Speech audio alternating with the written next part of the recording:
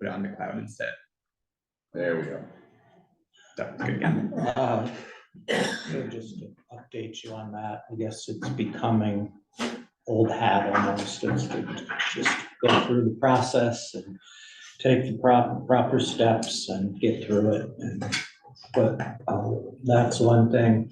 Do you want to touch on the body scanner follow-up now or later, or do you We can talk about it. We can talk about it now. I know that you have sent added information. Okay, so A motion to approve.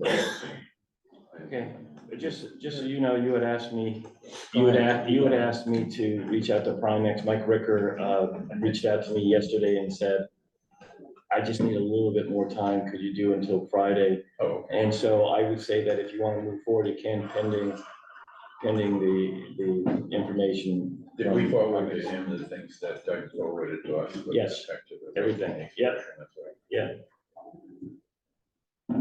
So I'll still make the motion subject to feedback from council. Okay. Is there a second? Okay, any questions to the motion? What Seeing, does it cost again? 142,000, and that would be ultimately a pass-through from the opioid abatement fund grant that we were awarded. and some of the information that you may want to point out too is that there are, because last week you mentioned that there weren't, you weren't aware of some in New Hampshire, but there are, Rockingham is looking at the same type of body scanner. Well, there are none of this companies and model in New Hampshire now, but Right. Rockingham, who had one for 10 years, has had one and still does, is looking to get a new one, and it's the same exact one for some of the same reasons in terms of some of the unique aspects of this technology.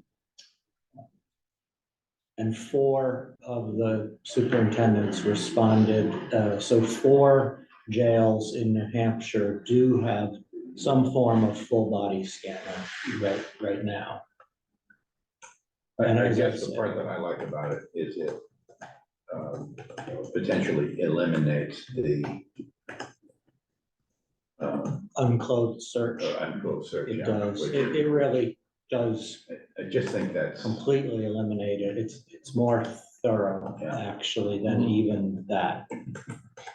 yeah, So there's not any circumstance I can imagine where you'd go through the scanner at whatever result and still need to do an uncloaked search. right. Mhm. So not only was it kind of intimidating and humiliating and degrading, it was also potentially ineffective because there's only so deep you can probe. Yeah, So for whom would it be used? All new inmates coming in? well, we would be developing policy around its use, but our initial thinking and some of my conversations with the other superintendents would suggest that we'd use it for all new intakes with other than protective custody holds. Those are the folks that stay less than 24 hours and never make their way into populations, so that risk of introduction of any contraband in the protective custody category is nil, almost non-existent. We would certainly use it when there's intelligence or suspicion of drug use, or intelligence suggesting somebody might have packed their bags, as we say euphemistically, and are already in the facility, but we could bring them down to booking and do a scan. We would use it with work release, which isn't too frequent these days, but especially that scenario where they're in and out, back and forth into the community, anywhere from several to 5 days a week. It certainly gives them familiarity with our process, and there's a lot of opportunity if an inmate who's on work release was so inclined to try to make some money like getting repeatedly drugs, bring them in. You know, that's probably the most frequent use in terms of any one person being scanned, as I think I mentioned in the email. But even at the outer limits of our use, it's well below all the safety thresholds that have been established. The person undergoing the scan, do they leave all of their clothes on, except perhaps for belt and shoes and things like that? They would always be doing a scan after we had removed their street clothing anyway. They'd be in jail garb, Okay. which doesn't have any metal and shoes. Okay, so what do we do with the system we have now? We don't have We one. don't have anything. Oh, you don't have any? We don't have a system.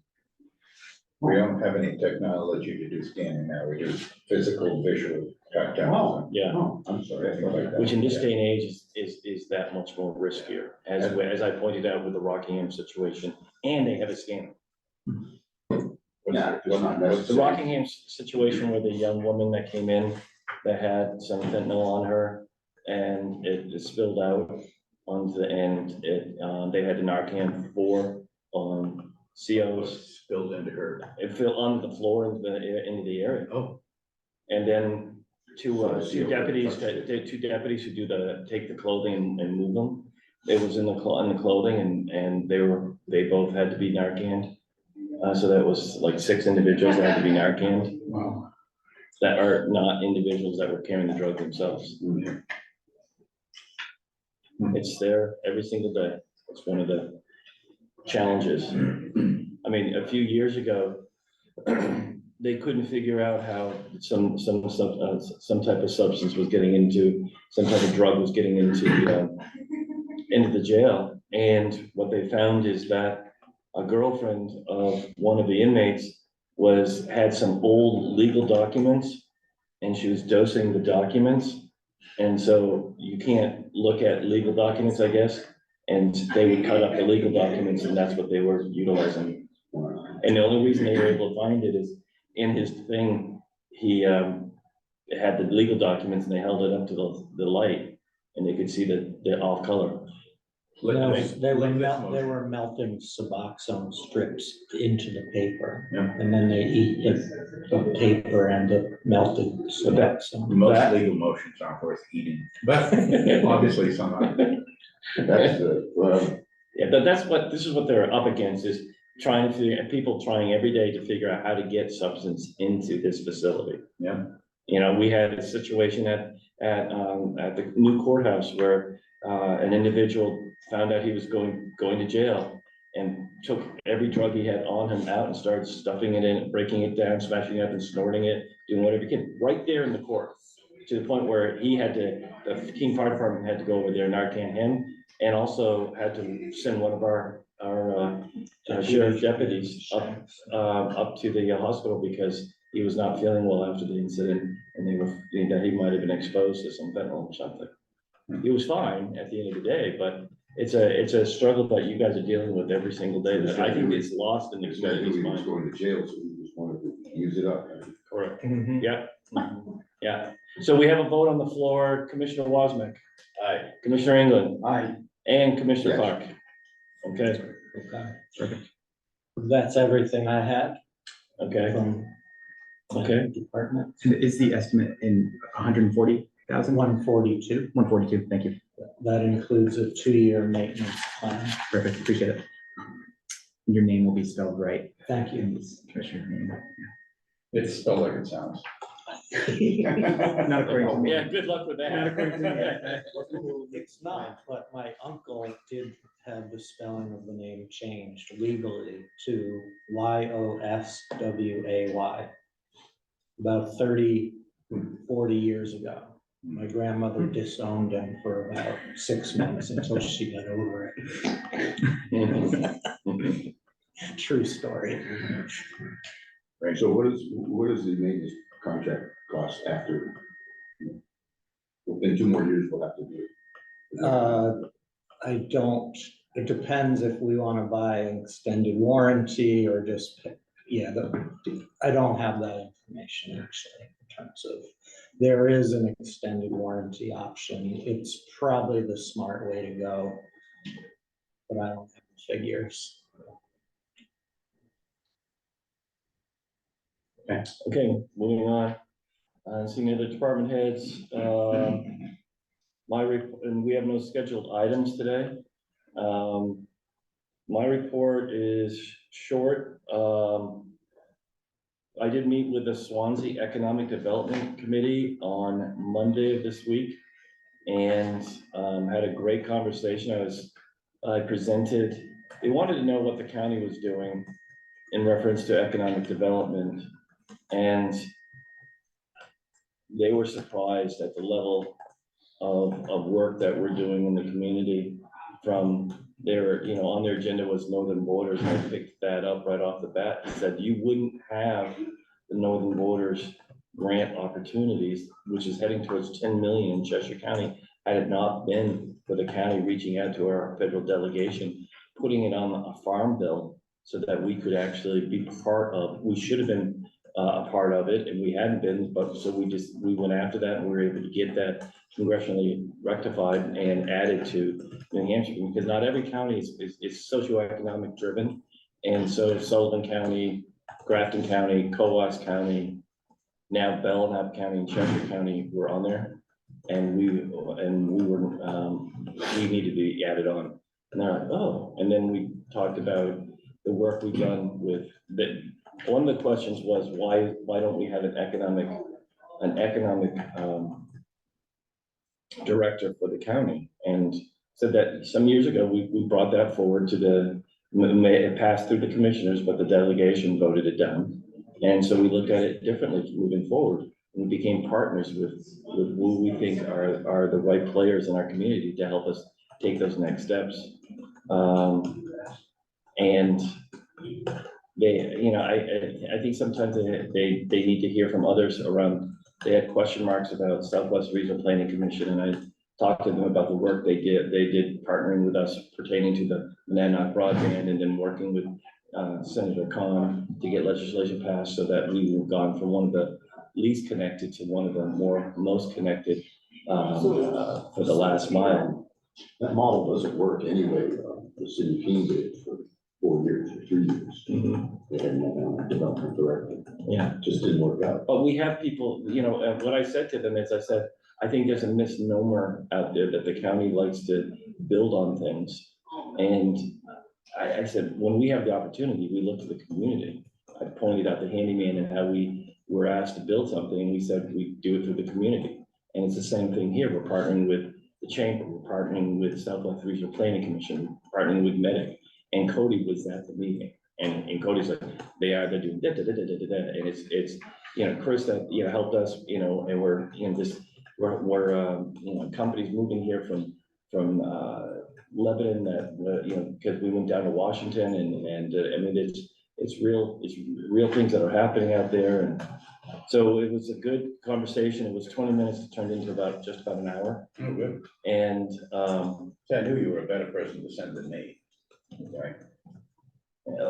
I think either one. I think the micro enterprise grants, they didn't have any idea about what we're doing that with our partner, by partnering with Hannah Grimes, by us being the ones that bring the grant forward to Hannah Grimes. And I had a list, I just kept going down and down, so that they didn't have a time really to ask questions, because I kept just like boom, boom, boom. And of course, then Greg Johnson, brought up everything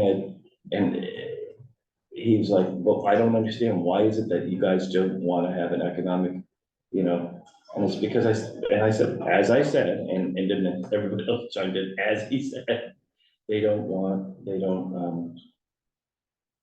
feel like we can do that through our commitment through other portions of our community that are doing that. The marketing, to promote the region that's going on with not just Luca, but with Jamie Trowbridge from Yankee Publishing.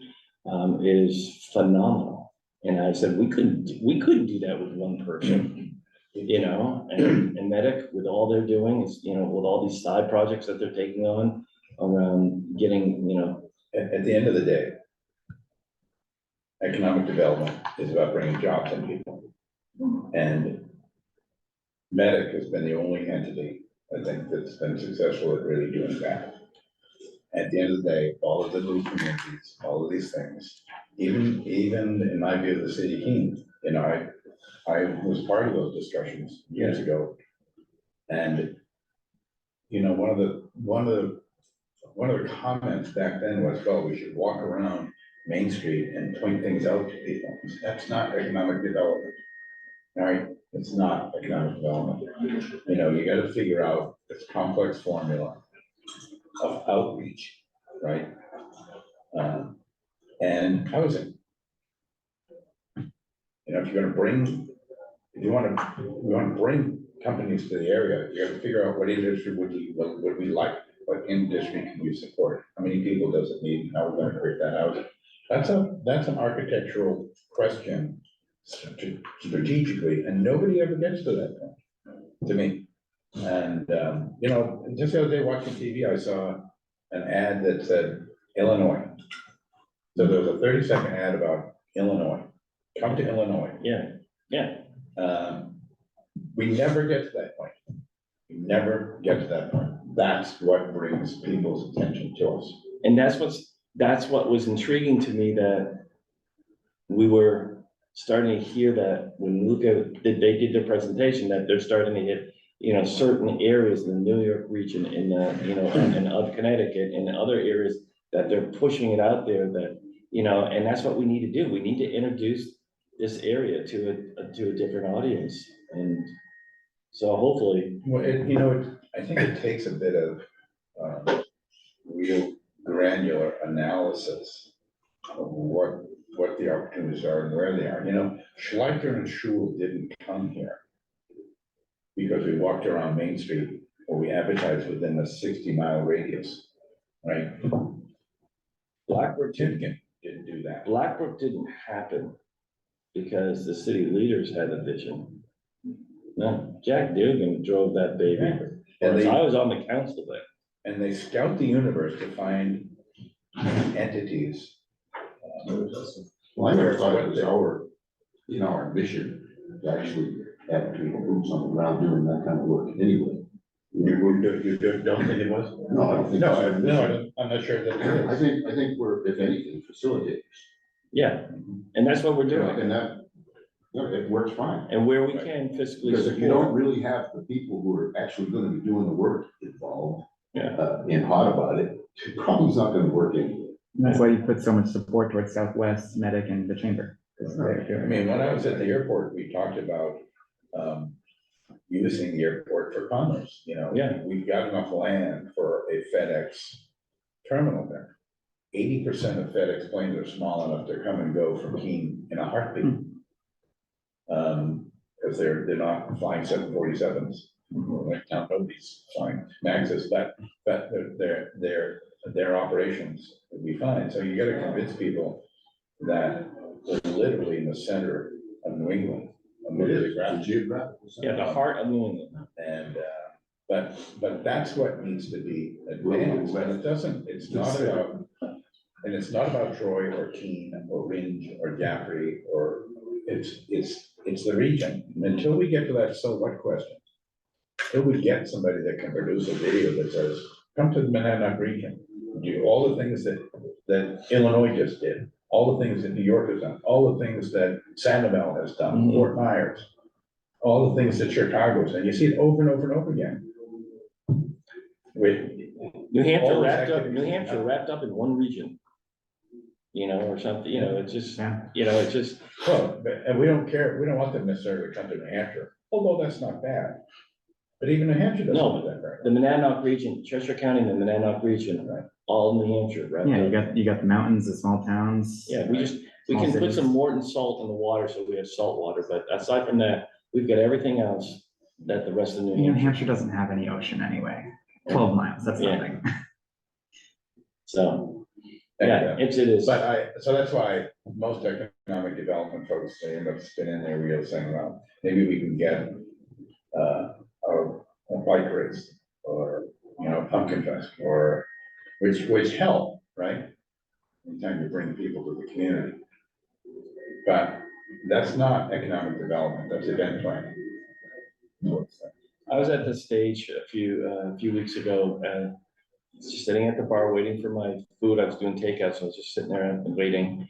And this couple, I got talking to this couple, they're from Springfield, Mass. They come up here because they love coming up here at least twice a year, just to drive up, stay at the hotel downtown, and then do one of our restaurants here. It's just a wonderful night out where they can just walk around the town, enjoy a nice meal. You know, there's no pressure to do anything. We can go back to our room and just hang out, or we can, you know, and they just said they enjoy coming up here. Yeah. You know, when I was working down in central Massachusetts, I would commute, obviously, and every day for years, I was with the same group of people. Like, you'd see the same cars day in and day out, coming up and coming through and continuing on somewhere beyond Keene, towards, you know, Vermont or Chesterfield, or who knows what.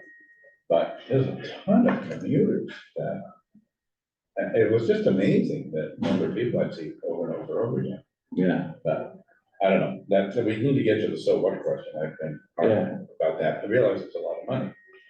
But until you reach out to the world and let people know, you know how many people know where Jaffrey is because Harvey Sawyer put up a weather station and he reports out the weather, so that's why you always know what the temperature is in Jaffrey. Yeah.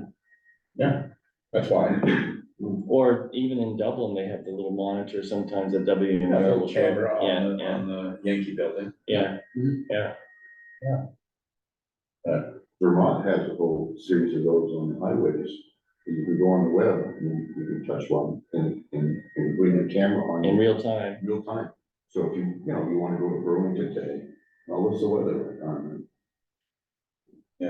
So, I don't know. Back in the day when I was growing up, people came to Necessarily, to New Hampshire to get booze and cigarettes. Mm-hmm. which they still do. Yeah, I'm sure they do. Yeah. Anyway, I don't have the answers, but I have a lot of thoughts. But that's good enough. That's like an almost answer. Yeah. Fewer people are smoking more and drinking more. Yeah, there's one trade-off. Yeah. I noticed that we have 3 Rhode Island federal inmates that we've had for a while. Yeah, we do that on occasion. Rhode Island is one of the senders that comes up here. I'm gonna keep on going. Okay.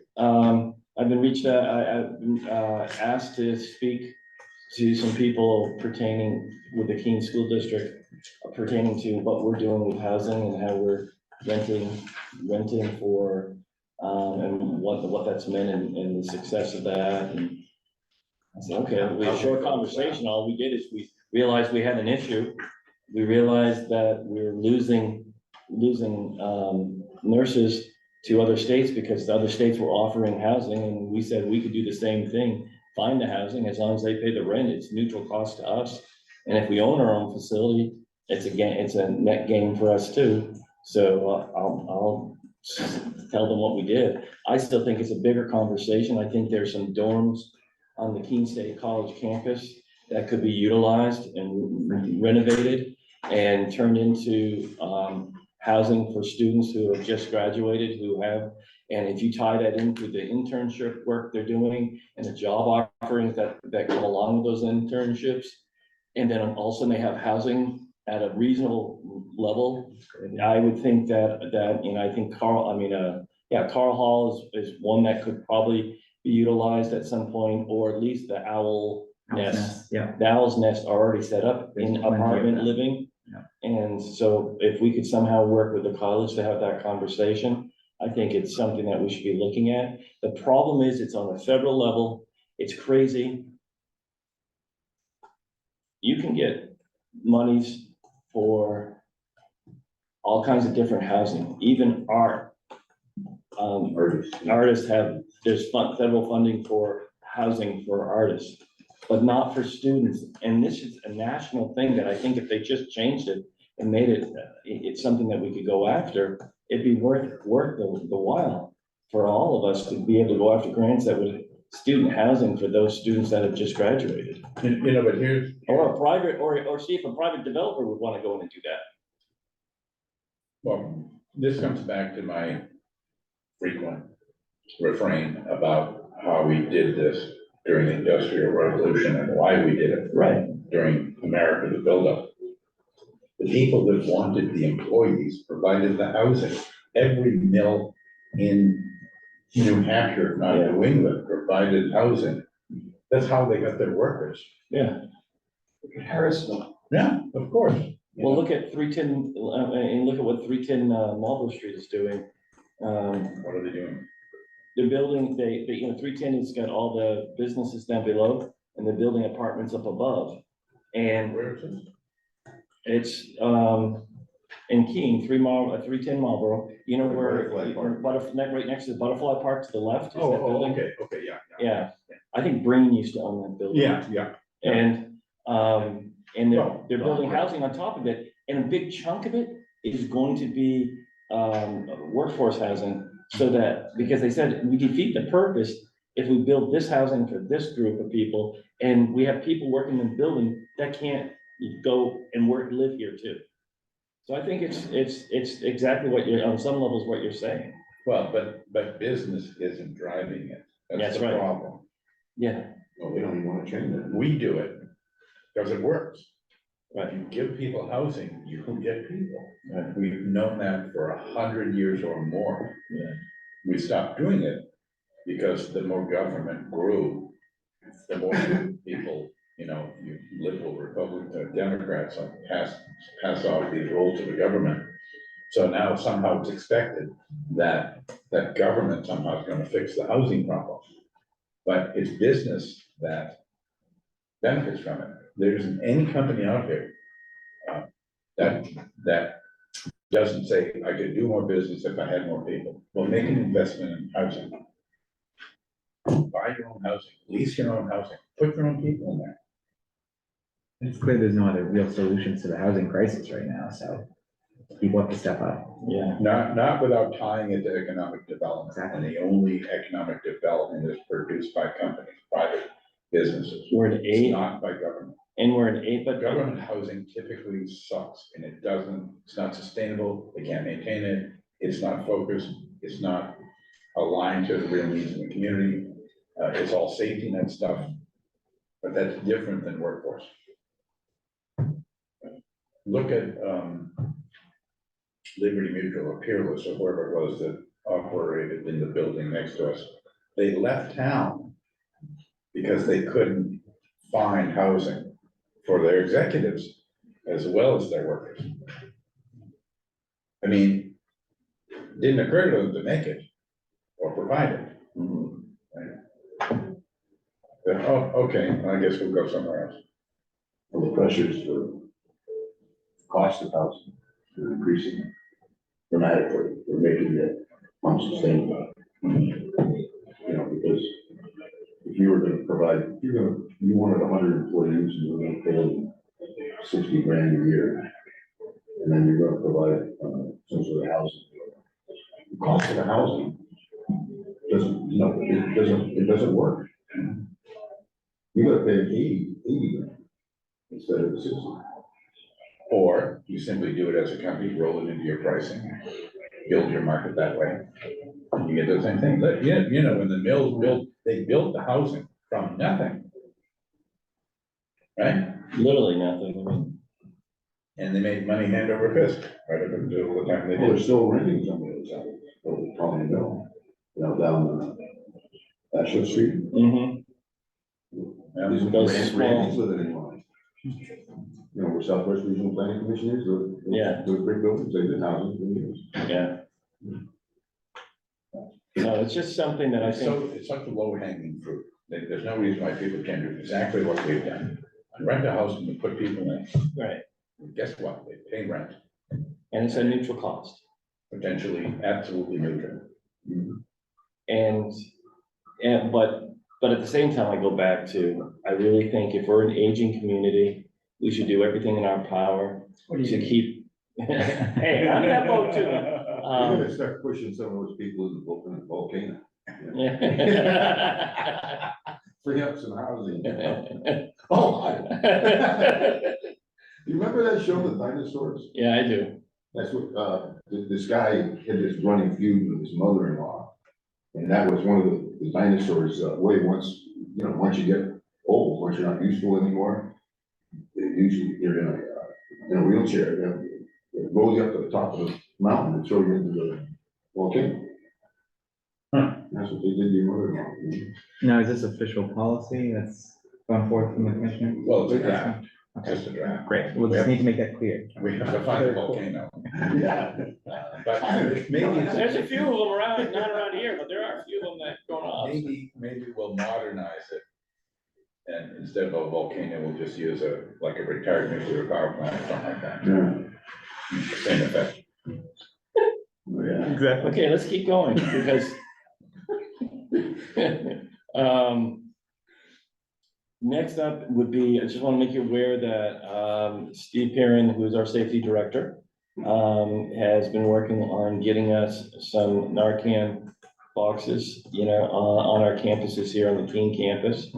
And so he has been able to secure those through Healthy Monadnock or Healthy Cheshire, whatever it They is. brought them in yesterday. And so he's going to, there'll be trainings so that people understand how to utilize them, but there'll be one on the second floor, one on the first floor, one over in the administrative building, and at some point, one in the courthouse. That's excellent. And then, And will he do the training? No, he'll have somebody come in, he'll organize the training, but he won't run the training. They won't be like on the wall like a defibrillator. No, well, that was gonna be my question, because they also need to be accessible. Well, they need to be accessible and actually putting them with fire extinguishers and other things are actually a visual cue that everybody's used to seeing. it could But be, it's, they also expire, so somebody's gotta actually. well, yeah, he would manage that, all of that. And I guess if the box is a locked box of some sort, or some type of box that's just like a, Yeah, breakable. yeah, But the people could check the dates on that at the same time, and in the same way that they check the dates on the fire extinguishers. yeah. So we have to do that every month. Put a fire alarm So- on the box. So the same people that check the fire alarm, fire extinguishers, to make sure that they're there, that they haven't leaked or expired or whatever, could check the Narcan, because It's usually the facility director and the safety director that check those on a regular basis as part of his oversight. He's doing a nice job. Yeah, he's doing a great job. We're very happy to have him. Just make you aware that on February 12th, the elevator process, the new elevator that we're putting in on the Keene campus at County Hall, will start. It's about a 6-week project. During that time, department heads will be made aware. If somebody needs to utilize an elevator to get upstairs, we'll have to come up with a plan of going through the sheriff's department to get the elevator there. And then using the county attorney's office, bring them back down. But that we won't be hosting during that time, events upstairs until it's completed. When does that begin? The 12th, which is the last day. My understanding is, on the 12th, they'll be bringing things in and preparing everything. The elevator will be running. It is the last day for the executive committee to meet in that morning. So we still will have the elevators on that day. I asked that question. Thank you. So you already notified all the regular. I notified our calendar guy and our scheduler to inform those people that that's the case here.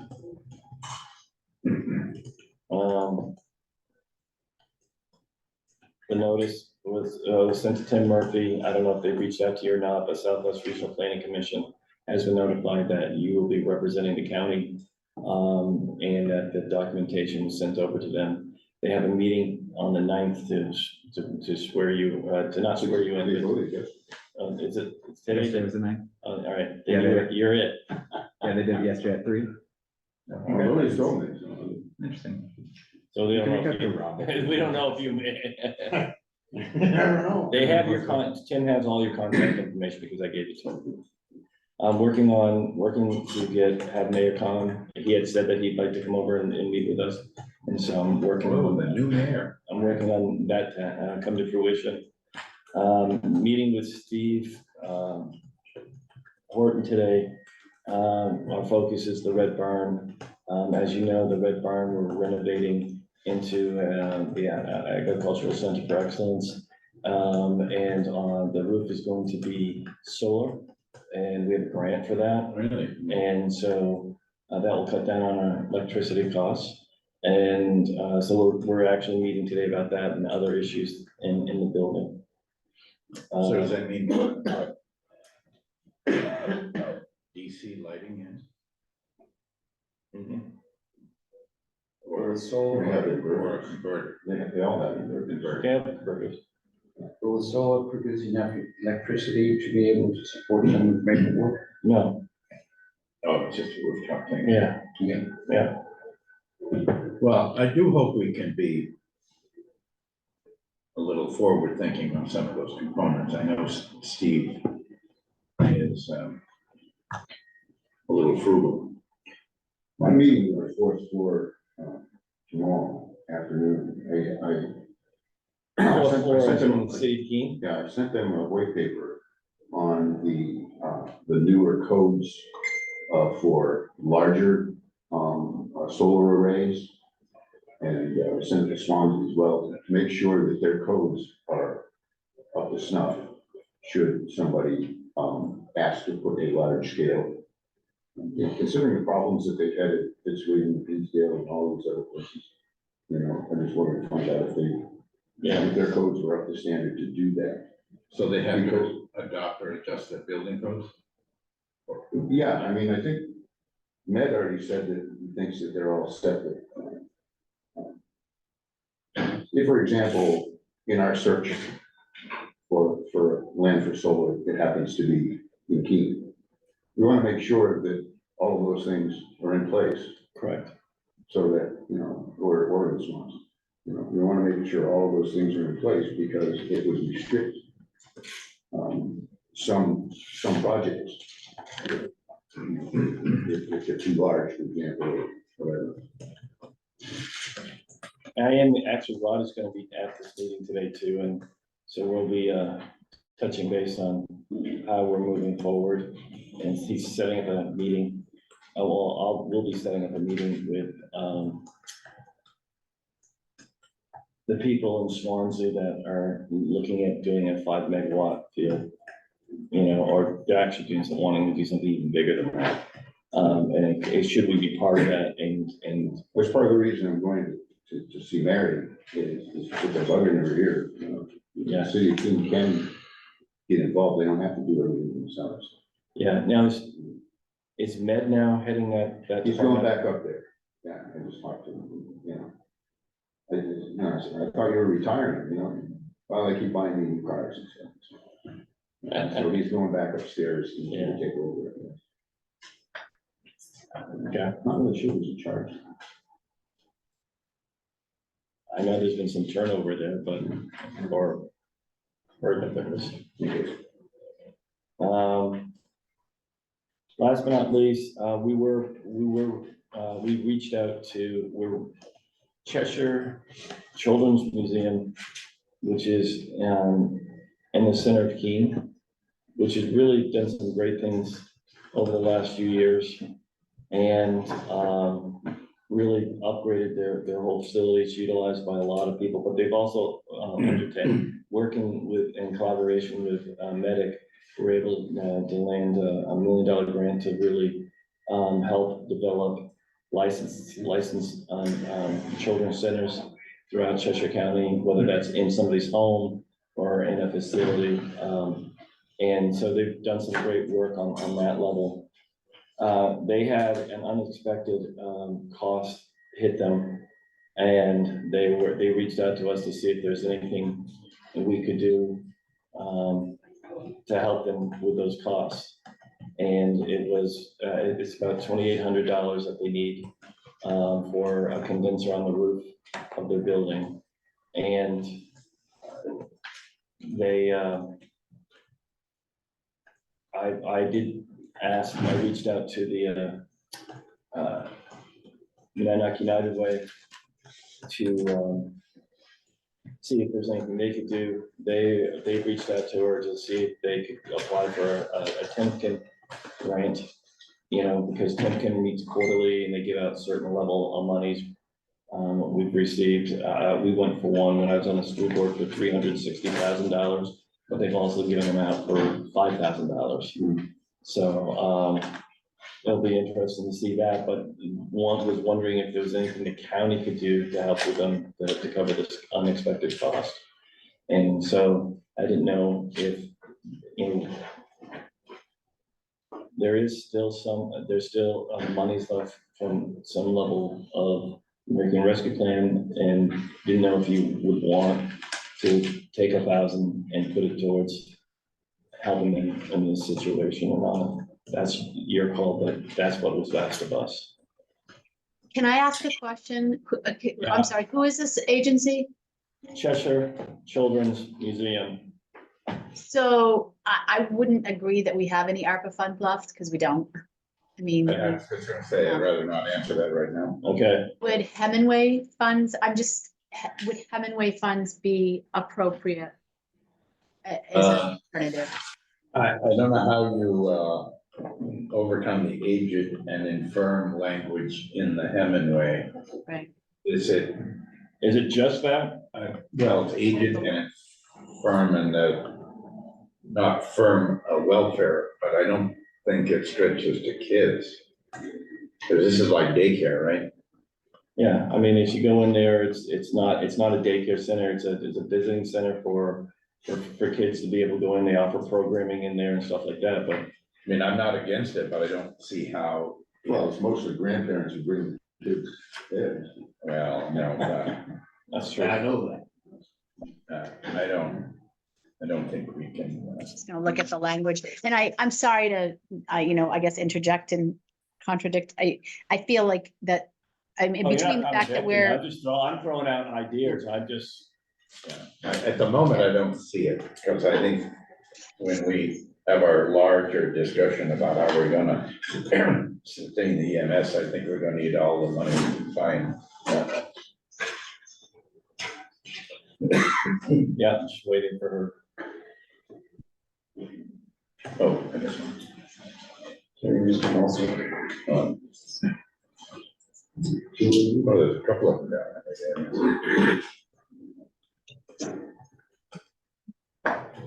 yeah, I'm trying to see if I can find the language. Called a petition from.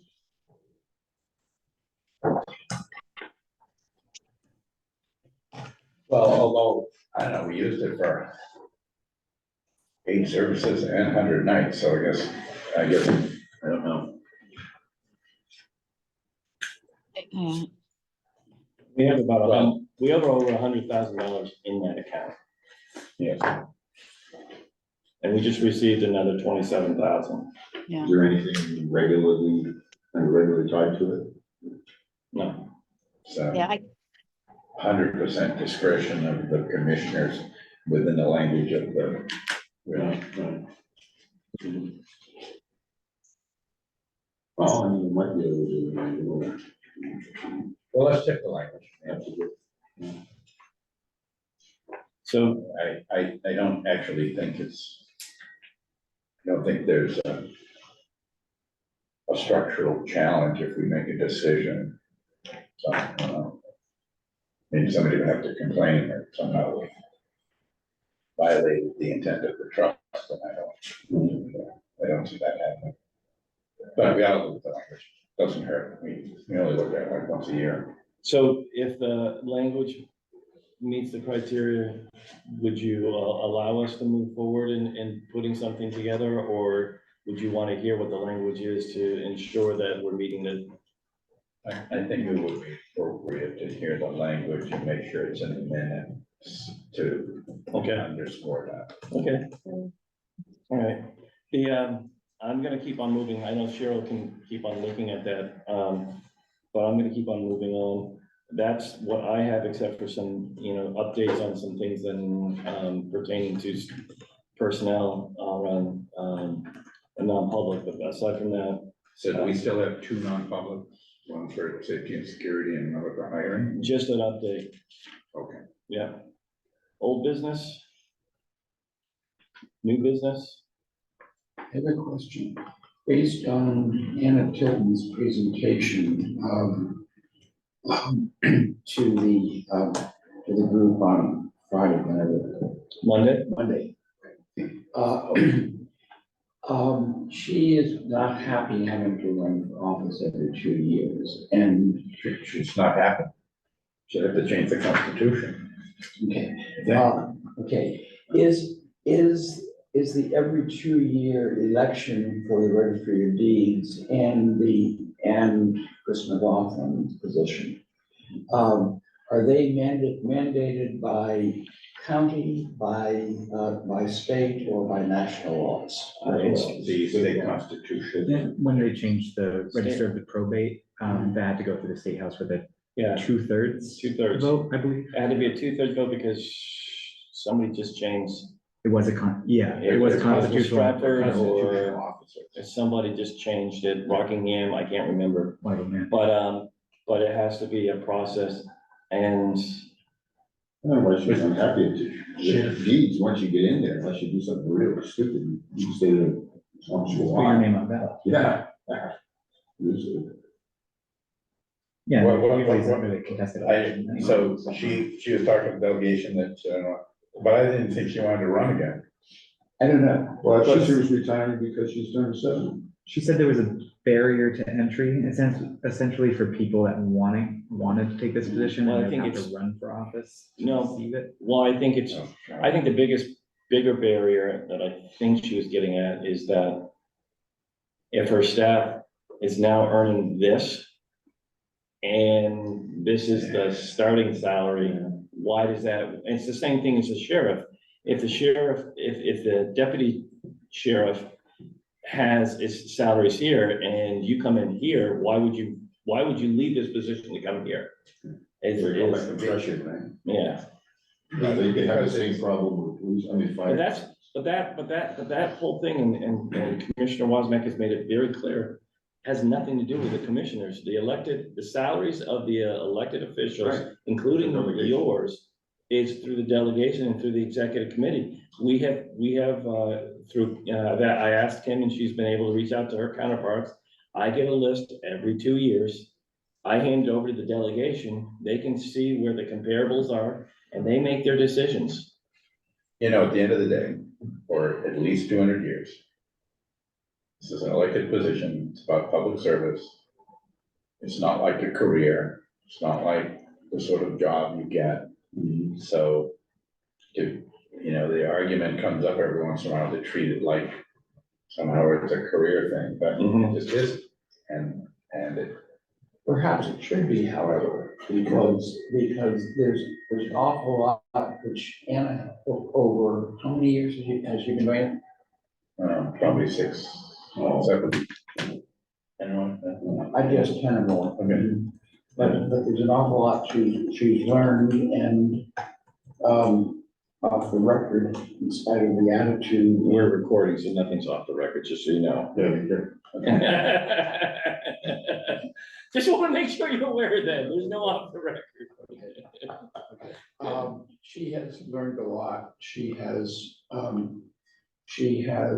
had the position evolve nicely under her leadership. Well, judicial made a good argument for changing the rules on probate. Not that they run the courts on probate. But they have to go through the legislature and they have to make a rationale of some sort. Right, but the whole legislative act to change the course has been chronically misguided, tremendously expensive, and hasn't improved justice at all. Then when all this was county operated, it was substantially cheaper to operate and much more integrated. Yeah. So Well, they that's just been, want, they wanted the money, they wanted the revenue. that's been a failed experiment from the get-go. So that's what I have an opinion on it. So I guess nothing's gonna change in these next few months or next. Well, Well, Yeah, no, yeah, that's not, not that's not the case.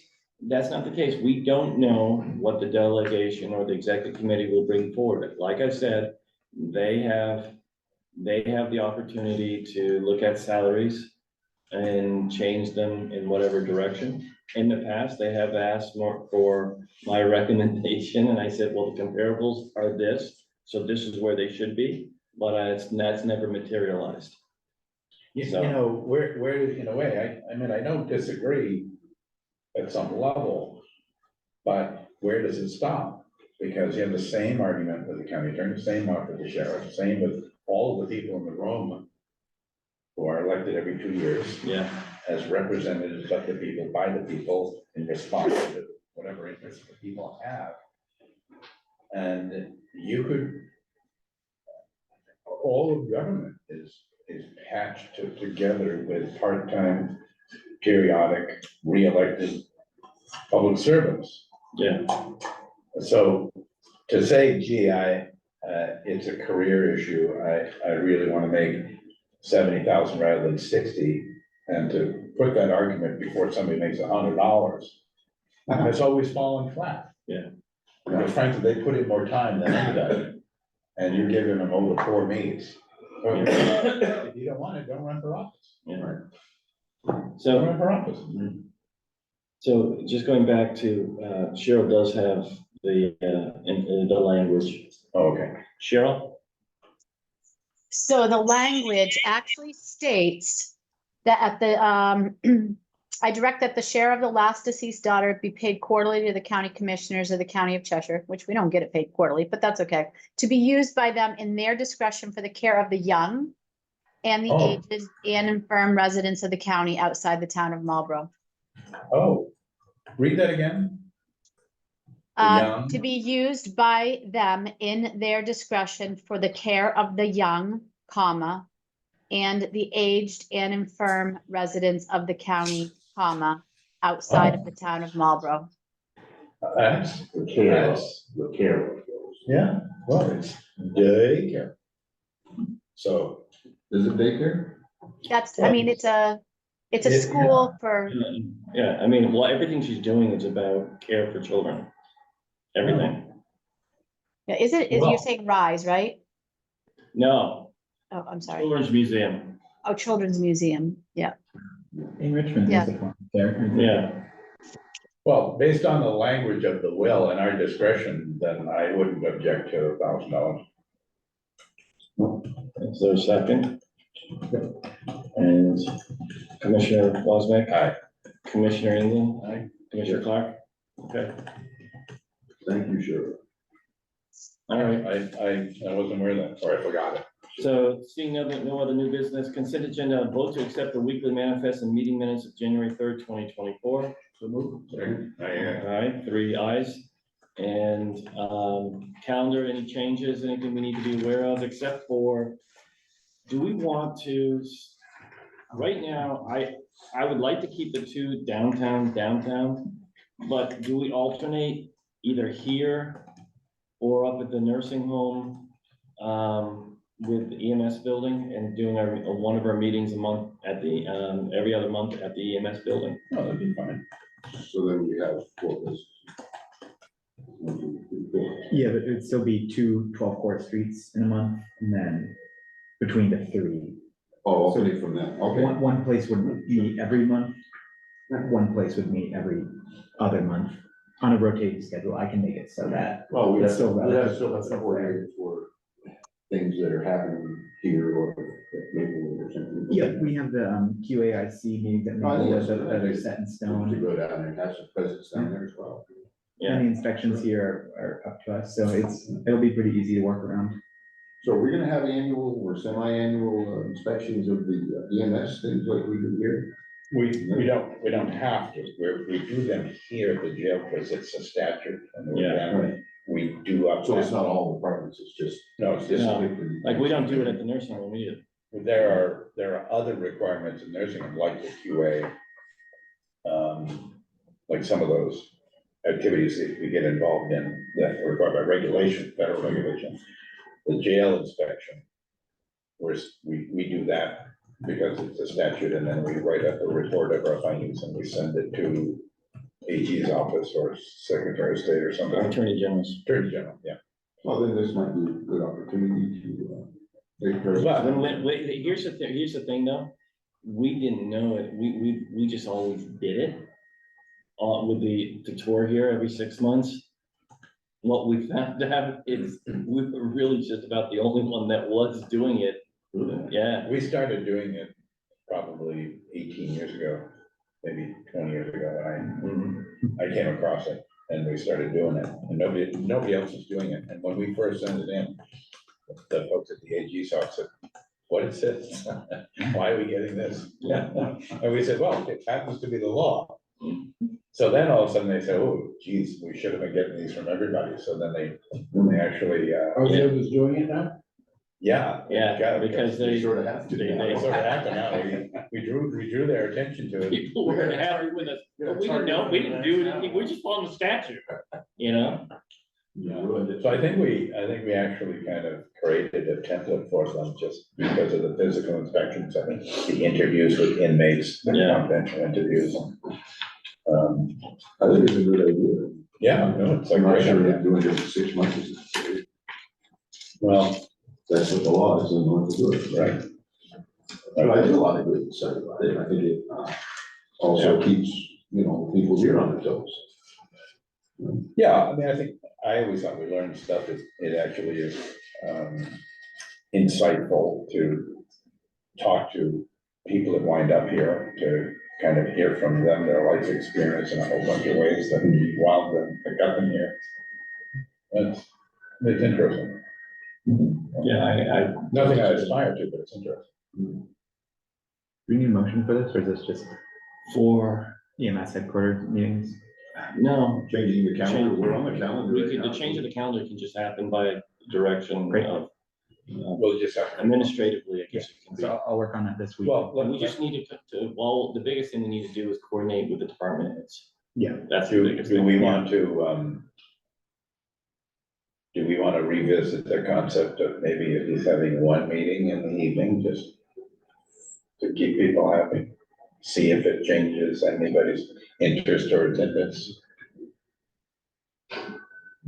It's not gonna, it still isn't gonna solve the problem of having to comp staff and come to. Well, yeah, we would If you're change, paying them during the day, they have to be there to get paid for it. Well, If they have to go out at night, we would change the agenda, so that we wouldn't be doing I that. don't think it's necessary. Why, here's the problem with that I see, is unless we try to find the perfect night, Well, that's the towns, we saw the majority of towns have their meetings at night. Right. You know, the city of Keene has their meetings at night, so those are the individuals that, I mean. That's probably the better point, that there's no clear night that There is, people want to come to ours, are more drawn to their own community. yeah, there are multiple towns holding meetings Right. every night of the week, except for Fridays. If we and then did- You're not gonna get anyone. If we did the second Wednesday of the month, that would interfere with committee meetings, Yeah. from the city of Keene. I mean, it's, people can argue, you can find a night, blah, blah, blah, but it's just, those are the people that usually are interested, if they are going to attend, that want to tune in at some point. So I just, Yeah, No, and I think, it's not a I great. can't remember who made the point, but, there's more than one work shift. Yeah, I was just gonna And, say. not everybody works 9 to 5, right, No, matter of fact, a lot of people, of course not, there's a at lot least, of people. there's at least 50% of the population that So when works that argument something to me other than is like, equal. who doing this, what to keep you happy? Right, no, it's a, I like to say it's an upper class white thing that we all get to just, snuggle into our recliners at 6 o'clock and watch TV, Well, they can just watch our video. right? and fall asleep that way. And if they have any questions, they can always email us, call us, I mean, it's not like we're inaccessible, and it's a bullshit argument. No, you have a phone number that doesn't receive many calls. I'll give you the messages if I had any to give. Okay, so what would be left is general, oh, you said, okay, a non-public session to discuss RSA 91A32G, consideration of security related issues. So, motion, second, and that's you, so you second, he said first, so you seconded, Commissioner Wozniak, Commissioner England, Commissioner Clark, all right, great. So I'm gonna lock this and pause the recording. There are approximately 11 million adults